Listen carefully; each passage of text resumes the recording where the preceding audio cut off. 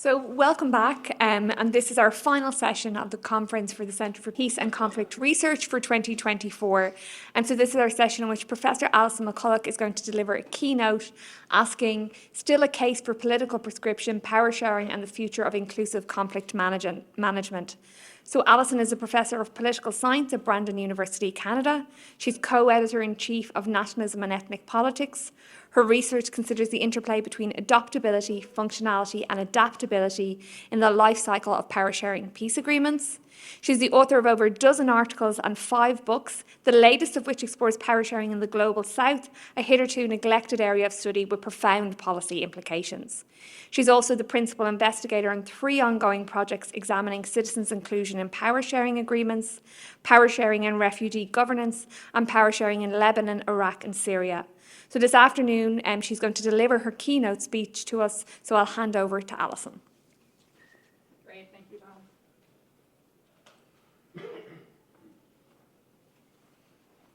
Thanks, everyone. And I've opted to go sort of old school and forego slides as well, so do bear with me. I'd like to start by thanking Don and Melina and everyone involved in organizing this conference. And there's been some really excellent presentations over the last 2 days. I feel like I've learned a lot, and I'll be heading home with lots of notes and ideas. So thank you for inviting me. So when Dawn first extended the invitation to join you here and shared with me the theme of research at work, I saw it as an opportunity to reflect on my growing discomfort as a scholar of power sharing with the state of power sharing in the world today. And so we don't have to look far to see that power sharing is in trouble. As we heard on the last panel about Northern Ireland, the Assembly is now back up and running after some 720 days of absence, but it's off to a bit of a rocky start, and we're not yet sure what they will be able to get done with the time they have in this mandate. Of course, it's not just Northern Ireland. Lebanon has been without a president since October 2022, and without a council of ministers for even longer. This has had devastating consequences for citizens. The country faces a set of intersecting political, economic, and humanitarian crises. So an unprecedented financial collapse characterized by hyperinflation, currency devaluation, gas and electricity shortages, food insecurity, and the doubling of multidimensional poverty in a 3-year period. And of course, it is now facing a war on its southern flank with Israel. And I could identify similar patterns of crisis in any number of cases. We could look to Bosnia and Herzegovina, North Macedonia, New Caledonia, Burundi, Iraq. Belgium went some 650 days with trying to form a government after its 2018 elections. So power-sharing governments, it would seem, just don't work. But there's more. It's also a very difficult system to reform. Citizens took to the streets in the hundreds of thousands in Lebanon and Iraq in 2019 to demand political reforms and the end of sectarian government. It hasn't happened. The European Court of Human Rights has issued multiple rulings on the discriminatory features of the Bosnian constitution, namely its 3-person presidency and its upper house. Nothing has been done. Indeed, John Nagel has coined the term zombie power sharing to capture this very state of affairs. As he puts it, quote, rather than transformation and change, consociations tend to develop ossified properties, rendering them resistant to practically any reform. So many power sharing systems now appear stuck with institutions that have long outlived their usefulness. So despite these twin problems of function and reform, or lack thereof, power sharing continues to be a leading prescriptive device for divided places, and especially so at war's end. International mediators and advisors, as well as some domestic constitutional designers, continue to prioritize power sharing solutions. It has been on the table as an abstract or aspirational concept for Syria since 2012. It has been a central dimension to any reunification for Cyprus for decades. In both cases, agreement remains elusive. So we can identify problems across what Joanne McEvoy and I have called the power sharing life cycle right? There are problems at the level of adoption, as in Syria, at the level of function, as in Lebanon, and at the level of reform, as in Bosnia. And even in places where change does eventually come, it is often after much protracted negotiation and often only partially implemented, as we know from Northern Ireland. So the puzzle before us today is, given these problems, why does power sharing continue to be seen as a form of political prescription, and should it? So is power sharing worth saving? So for the past 6 months or so, I've been interviewing international mediators and advisors about these very questions. And in fact, across the sort of 4 different categories that Catherine mentioned in her talk yesterday. So this is part of a collaborative project funded by the Swiss Network for International Studies and headed up by the organization Swiss Peace. And it brings together scholars from Canada, from Switzerland, Lebanon, and Iraq together. And so the project focuses on the relationship between adoptability and durability of power sharing agreements, specifically in Lebanon, Iraq, and Syria, and in the latter case about why power sharing has been on the table but been unable to get any agreement, so why it remains unadoptable. And so our data collection is ongoing. We've just started a round of focus group discussions to gauge civil society perceptions on power sharing durability. So my remarks are necessarily preliminary, but I thought I would share with you some of our early insights from the interviews. All told, we did about 50 or 60 with those involved in either the adoption or function of power sharing at both the domestic and international level.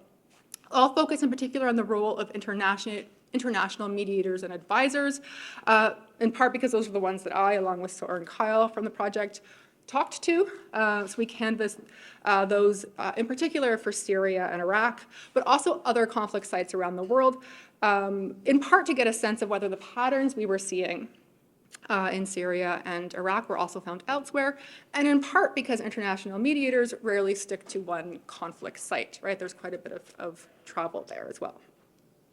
So our interviews focus on a set of thematic clusters: how power sharing is put on the agenda and by whom, dynamics at the table, the role of external actors, including regional players, any lesson learning across cases, and the connection between power sharing and durable peace.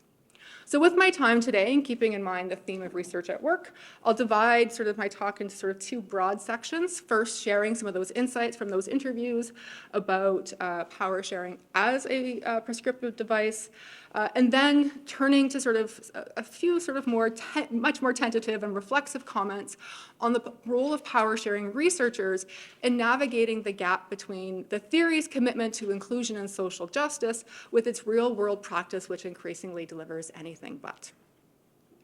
Okay, first let me then start by positioning the claim that power sharing is and remains a form of political prescription today. So power sharing has its origins in empirical theory, specifically Aaron Leiphardt's work on consociational democracy. And Leiphart was puzzled by evidence of democratic stability across a set of Western European states that seemed to go against existing typologies of political systems. So countries like the Netherlands and Belgium, Switzerland and Austria fit neither the Anglo-American nor the continental European types identified by Gabriel Almond. So Leiphardt's insights were twofold. He argued not only was democratic stability attainable amid conditions of plurality and division, but that democracy did not have to follow traditional majoritarian government versus opposition adversarial model, right? A more consensual system could be found, right? What he called consociationalism. And so I've been using the term power sharing deliberately as a kind of umbrella concept for a variety of different institutional configurations that support inclusive governance in divided settings. But to be sure, consociationalism is that leading form of power sharing, even though it too can be designed in myriad different ways. Broadly, we can classify those into those that predetermine which groups will share power and in what proportion, called corporate consociation, and those that allow the level of representation for groups on the basis of election results, what is called liberal consociation. There is a wide, diverse, and often divided literature that I don't have enough time to delve into. Suffice it to say that it deals primarily with the question of how to live together after conflict, right? And it's a first-order question to which we come back time and time again. So scholarship in this area is broadly driven by the desire to find solutions to complex, pressing real-world problems. And I think I just want to highlight sort of an example of scholarship in this area, which is an article by John McGarry and Brendan O'Leary called Iraq's Constitution of 2005, Liberal Consociation as Political Prescription. And indeed, my talk is sort of inspired by that claim about political prescription. So that piece lays out the benefits of liberal consociation and makes an explicitly prescriptive case for it. And I think this is the kind of research that effectively integrates empirical and normative analysis. And in this case, they're positioning the institutional rules of Iraq's constitution, admittedly negotiated on an expedited timeline with quite a bit of American pressure, but not only as promising for Iraq, but also as a potential model for other divided places as well. Indeed, they explicitly frame their analysis of the Constitution in terms of what prescriptive lessons it offers to other places. So they argue, quote, progress in Iraq will require the maintenance and extension of the principles of liberal consociation already present in Iraq, and that this is likely to be as true for places such as Sri Lanka, Sudan, and Cyprus as it is for Iraq. So while there is no consensus in the literature as to which institutions are best, so Don spoke of the sort of the silver bullet that still eludes us, but there is a shared sense that institutional choices offer solutions to important societal problems, and that we have a political obligation as scholars to consider the political implications of our research. And it's not a coincidence that the field has a not insignificant number of so-called academic practitioners, right, those who keep a foot in both worlds, and McGarry and O'Leary amongst them. So in addition to academic scholarship, there's also increasingly practitioner support for power sharing as political prescription. And I think this is happening across a variety of mediation spaces, but I'll just focus a little bit on the UN to make the point. So according to the UN Manual for Mediators, quote, of critical importance is finding a model for power sharing that fits the unique characteristics of the situation. The manual positions learning across cases as important, and that it sees the role of the mediation support unit as helping to sort of draw those analogies or comparisons across cases. So in their support for the UN mission in Iraq, the mediation support unit would draw analytical advisory papers on power sharing, drawing lessons and good practices from Northern Ireland, Bosnia, Cyprus, and so on. And even the UN guidance on gender and inclusive mediation strategies notes that power sharing agreements can, again, quote, provide multiple opportunities and entry points for inclusivity, particularly of women in political life. And it's worth pointing out that power sharing is the only governance arrangements considered in the UN guidance on gender inclusive mediation strategies, suggesting a perception that power sharing is a kind of go-to or template response for governance arrangements. And finally, the premier mediation organization at the UN, the Standby Mediation Team, has had, since its inception, a power sharing expert or advisor on its roster. Again, the only governance arrangement to have a dedicated line. So other positions include process design, gender and inclusion, though admittedly not in the first year of operation, that came later, security sector reform, territory, natural resources, and so on. It's only been over the last few years that this has widened to be power sharing and constitutions. And it's only this year, with the appointment of Christine Bell to the role, that it's been shifted to constitutional issues. So we're starting to see a bit of a widening there, and I'll come back to why I think that might be. So the academic literature has a prescriptive dimension, in turn reflected in mediation documents and institutions. It's not a coincidence that power sharing became that kind of go-to response at a specific historical moment at which there was some measure of political will around three core conflict management values: democratization, minority rights, and negotiated ends to conflict. So despite the emphasis on prescription, the pace with which power sharing agreements have been adopted has slowed considerably over the last 10 to 15 years. Donald Horowitz once argued that power sharing arrangements are as rare as the Arctic rose. And while that might be overstating the case, there are reasons to suspect that the heyday of power sharing might be behind us. So again, those first 2 decades after the end of the Cold War launched a so-called new wave of post-conflict power sharing, arguably starting in Lebanon in 1989 through Bosnia, Northern Ireland, Burundi, Macedonia, Iraq. We might also add South Africa, Kenya, and Zimbabwe to this list, as well as a number of other places. But this now feels like a product of a different foreign policy era or geopolitical moment. Few fully consociational or even partly consociational cases have come into being in the intervening period. And I want to sort of zero in, again, drawing from our project on Syria, Iraq, and Lebanon, to say a little bit about the Syrian case here as an illustration of what this increasing sort of adoption problem that we're seeing.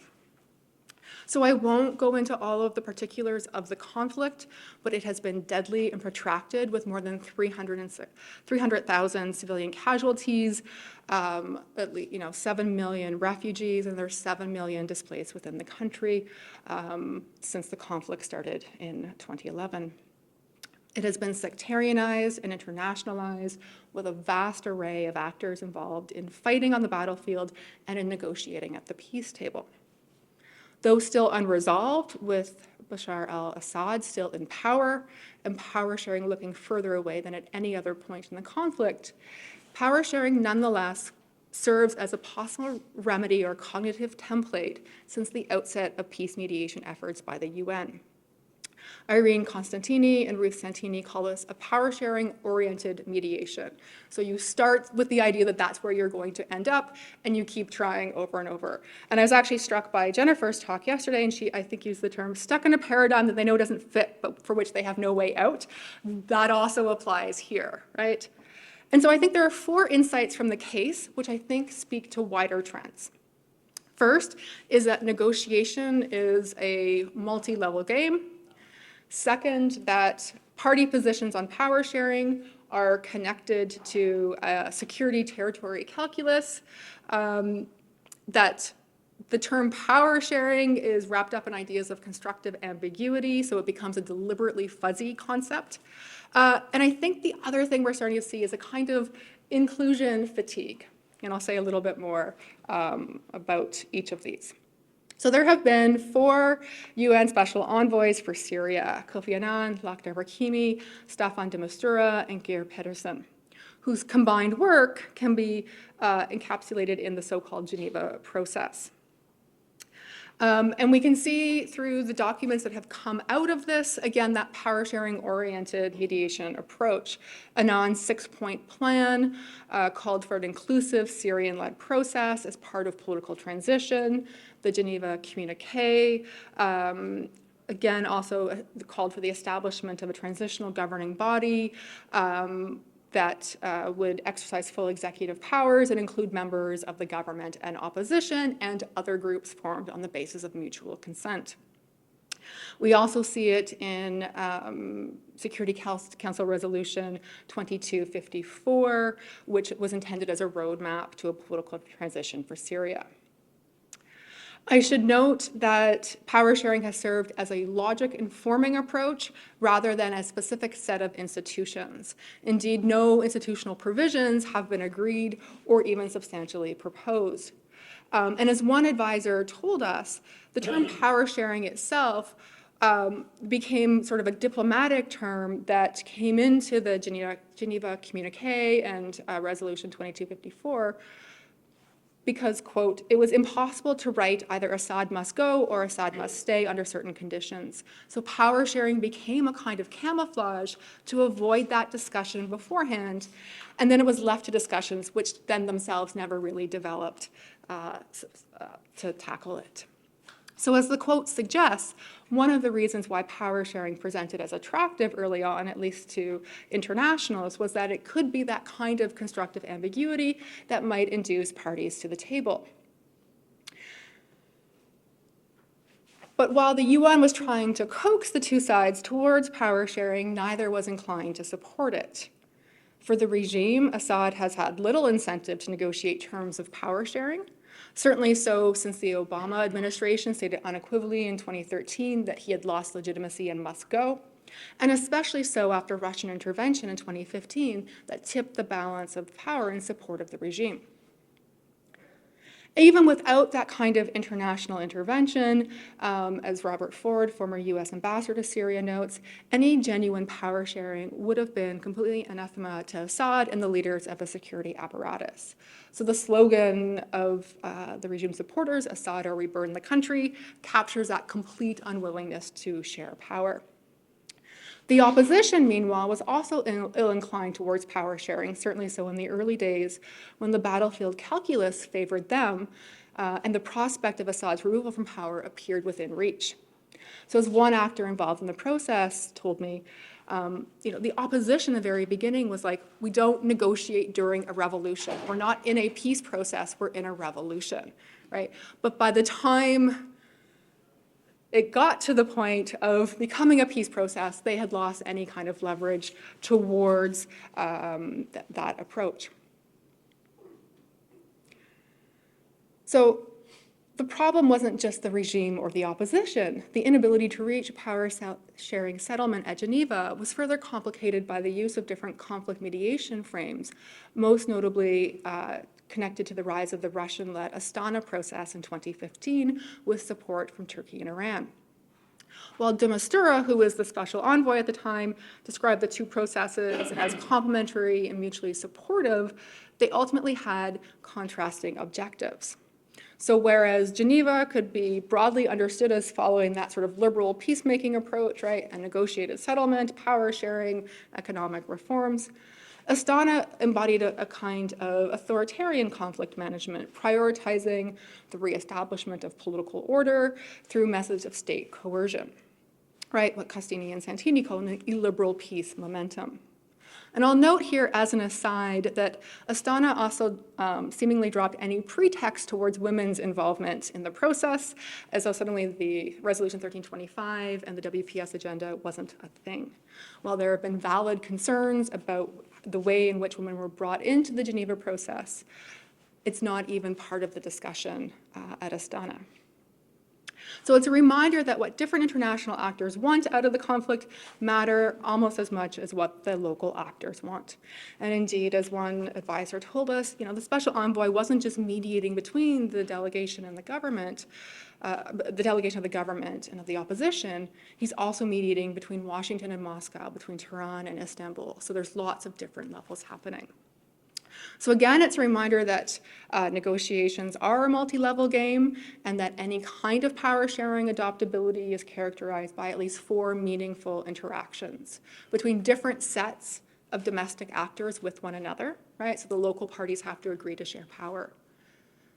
Between different sets of international actors who are supporting the various sides, so the different sort of external patrons also have to support power sharing. There needs to be agreement between those domestic actors and their external patrons, so there's another set of negotiations that's happening. And then if and when an agreement is struck between those domestic actors and their own local constituencies, right? They eventually have to sell the deal to their followers as well. So as my colleague Soren Kyle notes, this moves us well beyond Putnam's 2-level game, right? And makes the move towards power sharing adoption especially onerous. This also aligns with work by Carolyn Hartzell, and I'll put in a plug for her contribution in the just released book, Power Sharing in the Global South, for which I was one of the editors, along with Soren Kyle and Eduardo Abul-Taif, both team members on this project. But Hartzell's argument is that there are now factors operating at the level of the international system that appear to be contributing to a trend away from power sharing adoption. Namely the reemergence of the major power rivalry between the US and Russia, but also fluctuating funding for peacemaking and peacekeeping in the wake of ongoing global economic crisis, and a growing disenchantment on the part of the international community with the results of some negotiated peace agreements. Right, so there's all of this stuff happening at the international level that wards against the adoption of power sharing.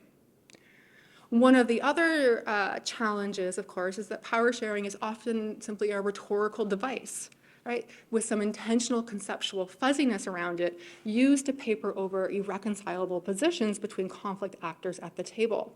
And here it's often used as a deliberate stalling tactic towards agreement. So you talk about power sharing, you don't actually share power. That can also mean that actors miss their moment to get to a deal because of that security territory calculus, right? As was the case with the Syrian opposition. So hindsight may, be useful and all that, but what it meant was they missed that critical opportunity to set some of the terms of the negotiations.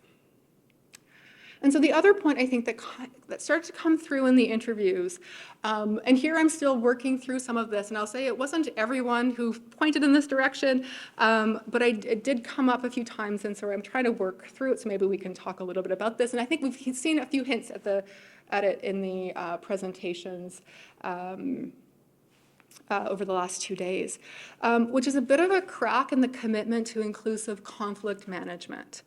And that we're seeing a kind of inclusion fatigue, I think is how I'm thinking of it. And so as one advisor noted to us, quote, well, I think the agenda for the last 15 to 20 years has been more inclusion and more participation. I'm just thinking that maybe we need to make thinner agreements between fewer people. And others often spoke about the problem of inclusion as a buzzword without much substance to it in practice. And so we can take that and sort of widen it back out again. So power sharing, again, became that go-to response to conflict at a specific geopolitical moment, right? At the end of the Cold War, with American leadership, which purported to support a specific set of liberal values, right? Democratization, minority rights, and negotiated settlements. But again, that moment is behind us. The gains of the third wave of democratization are being rolled back. So according to the Varieties of Democracy, the VDEM data set, quote, the level of liberal democracy enjoyed by the average global citizen in 2021 is down to a level last seen in 1989. So in other words, they note the last 10 years have set the world back to the final year of the Cold War in terms of democratic development. But minority rights are also under attack, not just in divided places, but all over, right? For women, for members of the LGBTQ plus community, especially on trans rights, immigrants, migrants, right? That idea of minority rights is under a lot of pressure. And rather than compromise in the negotiation of comprehensive peace settlements, we are seeing a shift towards prioritizing military victory on the battlefield and enemy defeat, right? So partly this is about the changing nature of conflict. So, we're not talking about a power sharing agreement between Ukraine and Russia. There are no serious calls for Israelis and Palestinians to share power or to be treated with a parity of esteem. Right? We're no longer seeing these kinds of proposals. So while many of our participants spoke about the migration of the idea of power sharing and learning across cases, we're seeing a reorientation away from it, not just from power sharing, but possibly also from inclusion as a conflict management principle. And incidentally, I think we are seeing a similar kind of fatigue around the WPS or Women, Peace, and Security agenda as well. So not only did it take until the appointment of the third special envoy to Syria to recall that women have a stake in the negotiations too, but again, Resolution 1325 and the WPS agenda have been largely absent from discussions around other leading conflicts at the moment, unless it's to emphasize women as victims. So this geopolitical moment wards against not just power sharing, or inclusion, but also against negotiation as the way by which we solve our collective problems. So let's recap where we've been. Power sharing has academic and practitioner support as a form of political prescription. Despite this support, the pace of power sharing adoption has stalled. And we're seeing some early warning signs that we're encountering a kind of inclusion fatigue or shift away from negotiated settlements. So there are multiple pressures being put on power sharing as political prescription. So what's a power sharing scholar to do?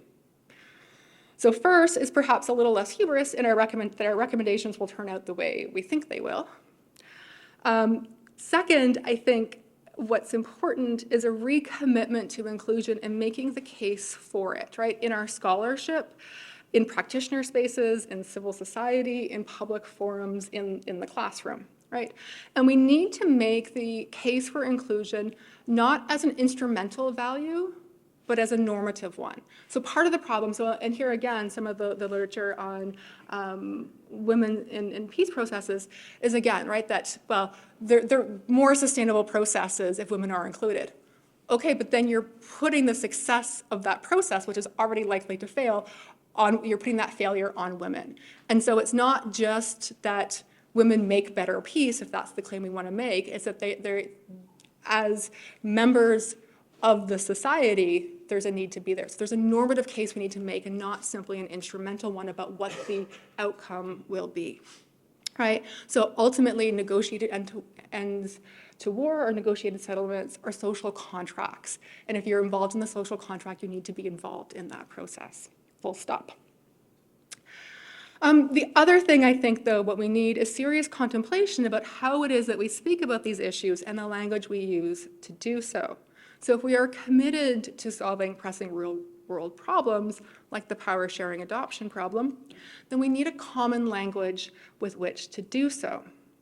So I am neither a linguistic nor a postmodernist, but I'm going to raise the issue of linguistic complexity, and then maybe we can move into a discussion around it. Because I think it's one of the things that I keep coming back to, which I think requires a little bit further reflection. And I'll say, so not just for these interviews, but in other projects as well, when I ask people about power sharing, the question comes back to me, which is, well, what is power sharing anyway? So it's, I think, a question that we sort of probably actually need to think a little bit more about. So language, of course, is situated in power. And the consequences of translation and finding common language are not neutral. And I think there are three issues here that we need to consider. The first is translation of key concepts into local languages. The second is the translation of academic language into policy practitioner languages, and how key terms are understood by actors around the table. So as I noted at the outset, I'm drawing some early insights from an international collaboration, again with researchers from Lebanon, Iraq, Switzerland, and Canada. And it involves both academics and practitioners. So our working languages for the project are English and Arabic. And one of the first issues we encountered was the fact that when you translate power sharing into Arabic, it comes back as the separation of powers and not as the sharing of powers, right? And so even just thinking about how it is that we tend to assume that particularly for English-speaking scholars, that our understanding of the term is how it's understood in other places. So there's more work that needs to be done about how it is that we communicate concepts across language.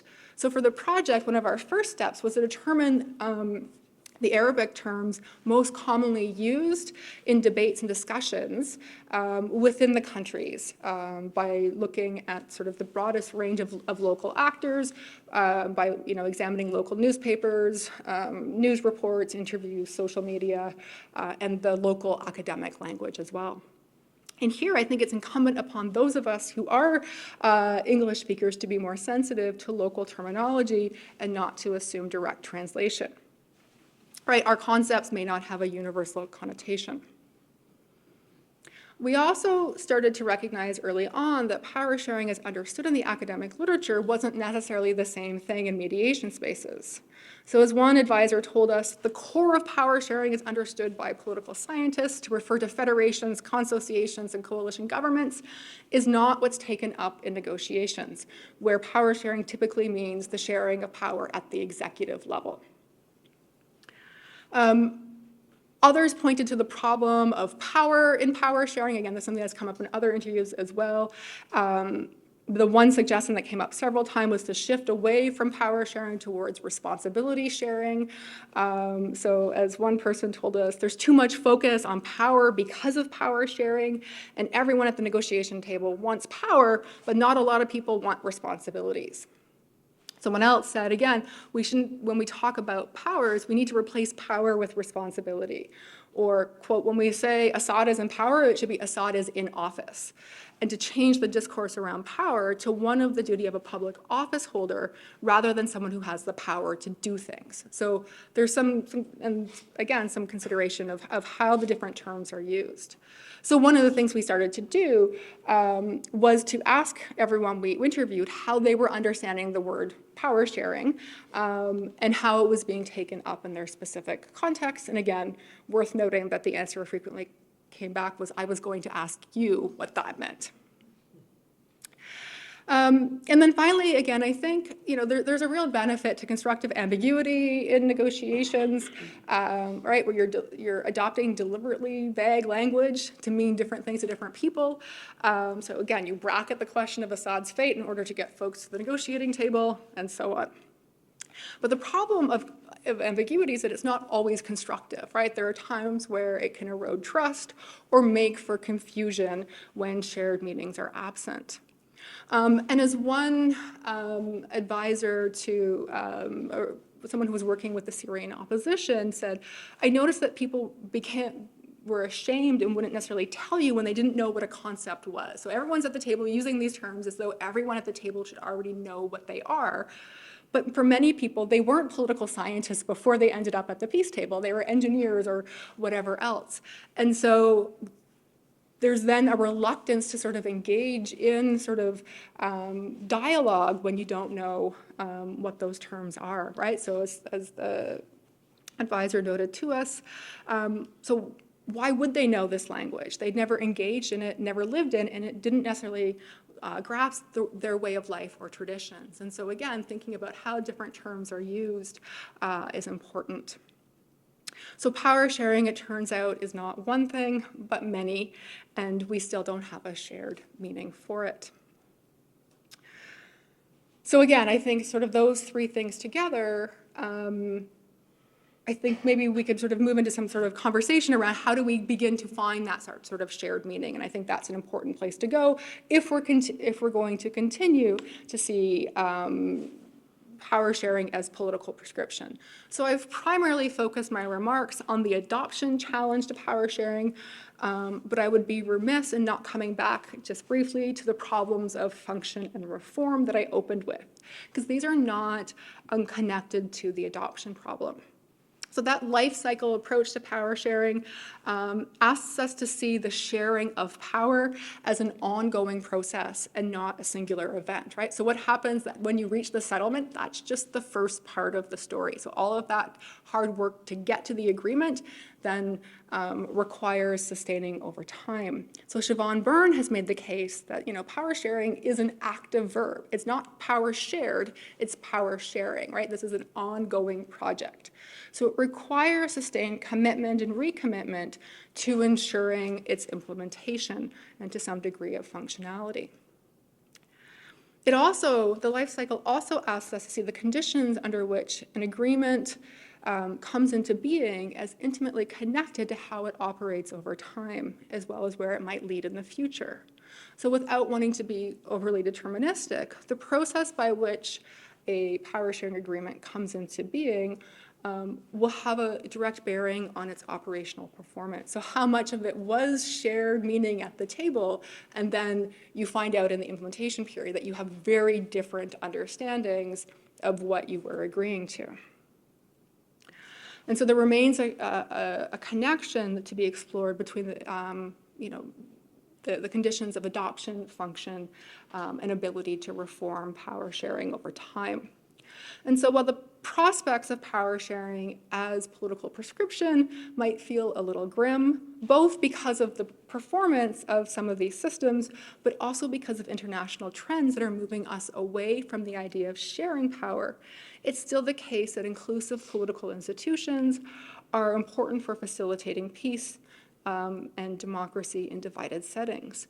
So I think it's still maybe a little premature to suggest the end or death of power sharing as political prescription, but this is a critical juncture, and ultimately the stakes are quite high. And so I think as those of us who identify as power-sharing scholars need to recognize and sort of face head-on the real problems of adoption, function, and reform. So whether it's to prolong protracted conflict by not being able to reach an agreement or leaving citizens stuck with agreements they cannot change, we need to, again, seek to tackle these issues head-on in a spirit of collaboration, in a spirit of sharing across academic and policy worlds. So thank you very much.